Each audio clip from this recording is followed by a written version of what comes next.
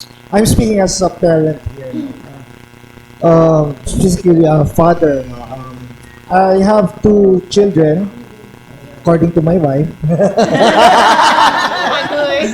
The youngest is studying to be a pilot and son, and my eldest is a daughter. She's a CPA. Seeing you as strong, dependent women, intelligent, maybe financially capable already, is it a trend in your generation na yung parang to live apart na kahit hindi pa married? Because I know of some parents and children, their daughters especially na kahit dito sa Davao, nagko-condo, nagsasarili na, meron ng sariling work or gano'n. Pero hindi naman talagang gusto lang nagbukod. Iba, Manila, Cebu, or abroad. Speaking as a father, and if you're my daughters, how can we be assured na, or what are the reasons ba na if you want to be independent or to be on your own? And how can we trust you na not to stray or to lose along the way, not to be doing drugs or be involved in bad boys or practice safe sex? And will you still go back to your family, to your daddy, if everything else fails? Okay, Catriana? I can actually relate a little, no, because I'm actually in the transition right now of moving out already.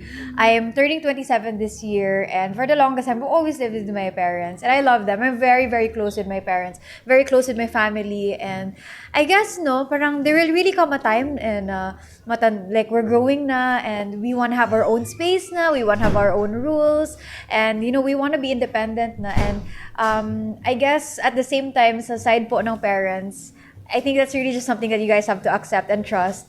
And I think wala namang magiging problema as long as we have a good relationship with each other. Like, I'm for sure gonna go to my parents' house every other day pa rin. Even though I'm gonna be living alone already. So, I'm grateful na napalaki ako in a household na close ako sa kanila, and that going back to them is not gonna be a problem.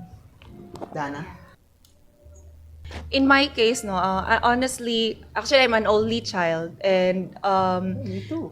yeah, I'm an only child in a broken family. So I think when I was I was younger, no, it came to me naturally that when I was raised, I was raised by my lola, because my mom was or is still working abroad, and my dad, he already has his own family. Although I'm close with both of my parents, it's just that we're not living together anymore since I was in high school. So when I was in college, I started to live alone.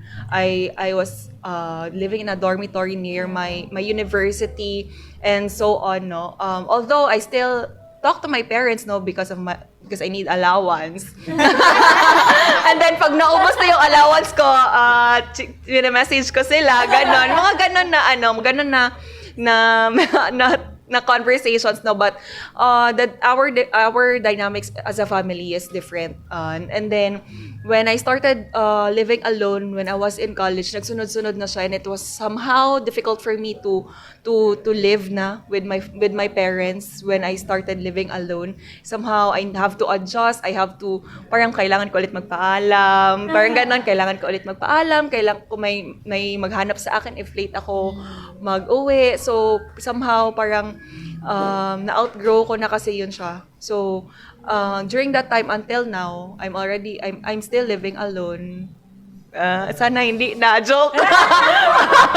Pero yun nga, I always assure my parents, no, that I am okay, and somehow it's inherent for me that I already know what's right and wrong, no. So during those years I was living alone, I am somehow aware of the things that I do know, and it's a factor that you're surrounded with people that have good intentions, specifically your friends, kasi sila usually yung kasama ko aside from my parents.